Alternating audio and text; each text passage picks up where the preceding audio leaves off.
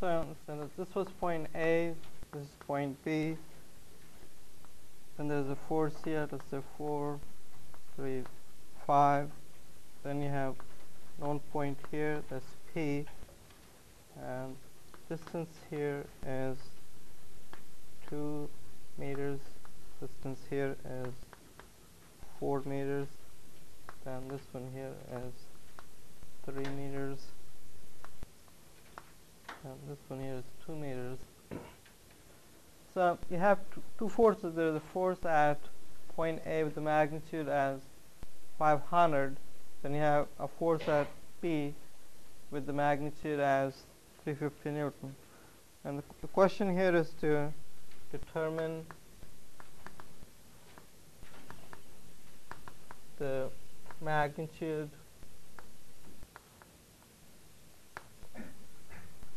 and directional sense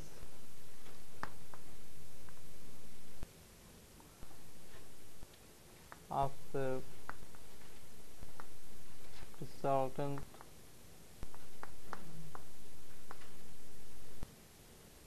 moment of the force at A and B about point B. So we're looking at the resultant moment, and what we have really is the two forces. You have force at A, you have force at B, and what you want to do is to find the resultant moment about this point P. So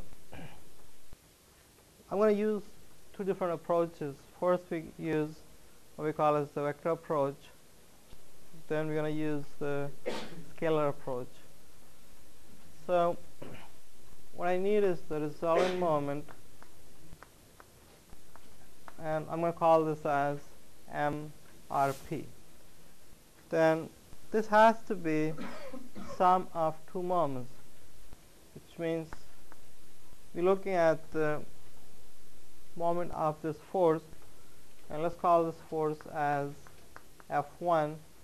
So the moment of this force about point P. So I'm going to call that as, let's say, MP1. Plus, we have this force here. I'm going to call this as F2.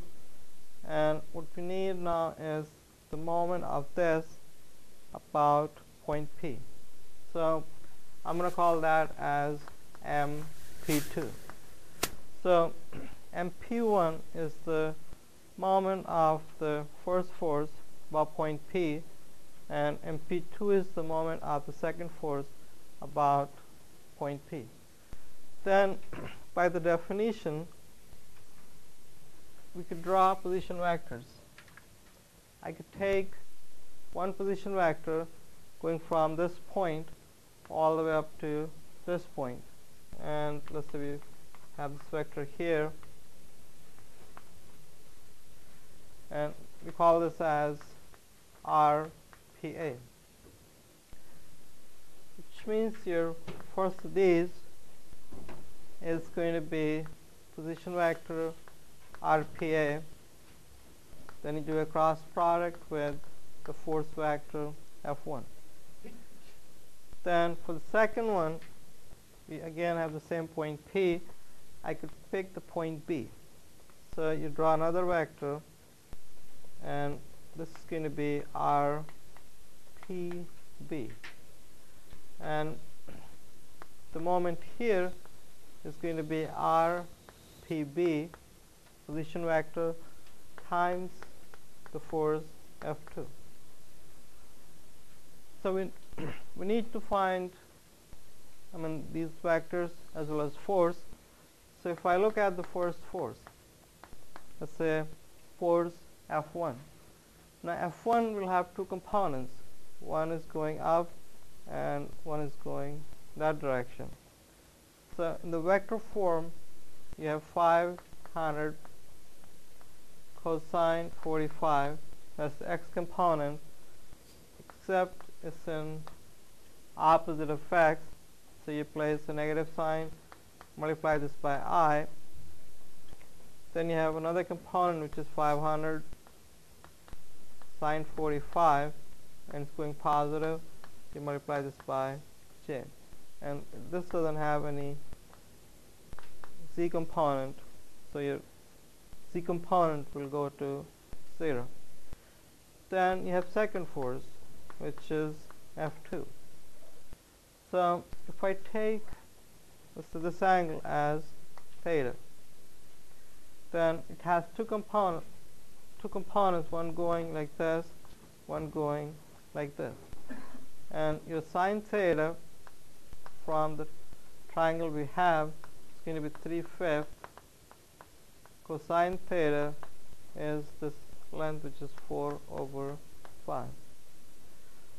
So your second force, as I said, it has that's going to be the x component, and that should be 350. Then you have cosine theta, which we already know, and that's 4/5. That's the positive component. We just multiply this by I. Then you have 350 sine theta, which happen to be 3/5, and except if you notice, this is going in the downward direction. You place a negative sign, and then you have j, and then you get 0 times k. So that's simple to write those two forces as Cartesian vector form. Then we need the vectors RPA and RPB. So we look at the coordinates for P, we look at the coordinates for A, and we look at the coordinates for B. Now A should be easy to find. It should be simply 4 for x, should be 1 for y, and 0 for z. Then P should be -2, then it's going down, so another -4, and then you have a 0.